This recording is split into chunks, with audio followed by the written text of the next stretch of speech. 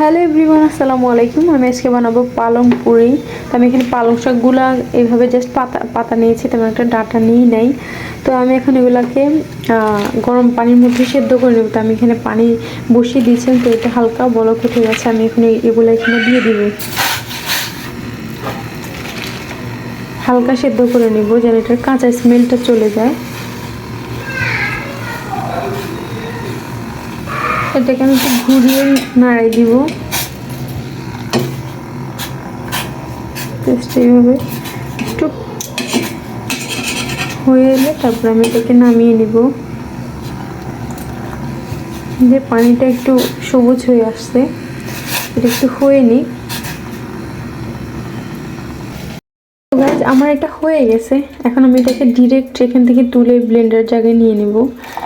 তো আমি একটা ব্লেন্ডার জাগ নিয়ে নিয়েছি। তো এখানে আমি এগুলোকে ডিরেক্ট ট্রান্সফার করে দিচ্ছি। এই যে একটু ঠান্ডা হওয়ার পরে ব্লেন্ড করব। আবার গরম গরম কেউ ব্লেন্ড করতে যাবেন না, বিপদ আছে না হলে।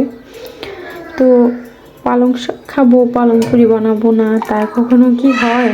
তার জন্যই আজকে পালং শাক দিয়ে পালং পুরি বানাবো। তো আমি এটাকে এখন ব্লেন্ড করে নিব। তো এই যে আমার এটা ব্লেন্ড করা হয়ে গেছে। তো আমি এখন আটা করব। তো এইদিকে আমি একটা বোল নিয়ে নিয়েছি আটা করার জন্য। তো আমি এখানে আটা নিয়ে নিব, দিয়েছি লবণ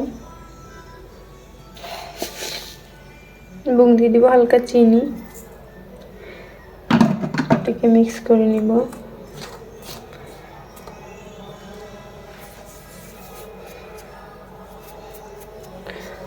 এখন আমি এখানে সেই ব্যাটারটা দিয়ে দিব।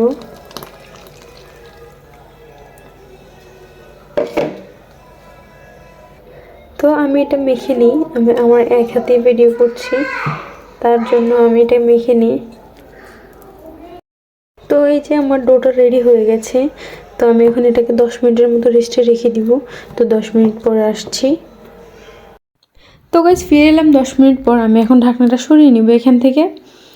তো এই যে আমি ঢাকনাটা সরিয়ে নিলাম। আমার ডোটা ফুলেছে, যে মাশাআল্লাহ সুন্দর মতো ফুলেছে। আমি এখন পুরি বানানোর জন্য ছোট ছোট করে লিচি কেটে নেব। তো এই যে একটা নিয়ে দেখাচ্ছি শুধু। তো এটা ছোট করে নেওয়া এবং বেলা তো সবাই পারে, তো একবার আমি সবগুলো একসাথে বেলে এরপর আসতেছি। তো এই যে আমি অনেকগুলো এখানে বেলে নিয়েছি ছোট ছোট করে। আমি এখন এগুলো ভেজে নিব, একটা একটা করে ভেজে নিই। অ্যাকচুয়ালি আমি এটা বানাতে অনেক রাত হয়ে গেছে, তো তাড়াহুড়া করে বেলতেছি আর বানাচ্ছি। শুধু আপনাদেরকে দেখানোর জন্য আমি বেলে এখানে রাখছি। তো এখন এটাকে ভেজে নিব। তো আমি এখানে তেল গরম করে নিয়েছি, বেশি করে তেলটাকে ভালো করে অনেকক্ষণ ধরে গরম করে নিয়েছি। তো এখন একটা দিয়েছি বিসমিল্লাহ। তো এই যে মাশাআল্লাহ দিয়ে দিয়েছি। তো আমি আপনাদেরকে আরেকটা সিক্রেট বলে দিই, সেটা হচ্ছে আপনারা এই পালং শাকের সাথে ধনেপাতা এবং কাঁচামরিচ আর হচ্ছে রসুন 2-3 কোয়া দিলেই হবে। এটা দিয়েও ট্রাই করে দেখতে পারেন। আমি ওইভাবে বানিয়েছি, ওইটা আমি ওই দিন ভিডিও করিনি, তো আমি আজকে ভিডিওটা করেছি। তো পালং শাক খাবো, পুরি বানাবো না, এটা কখনো হয়?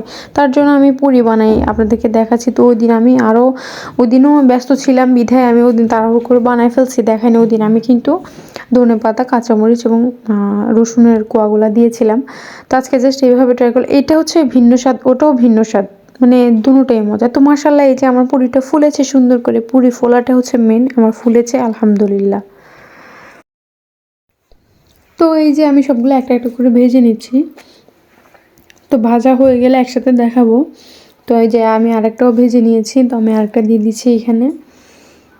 মাশাআল্লাহ মানে পুরির ফোলাটা হচ্ছে মেন, যার জন্য আমার কাছে অনেক ভালো লাগে।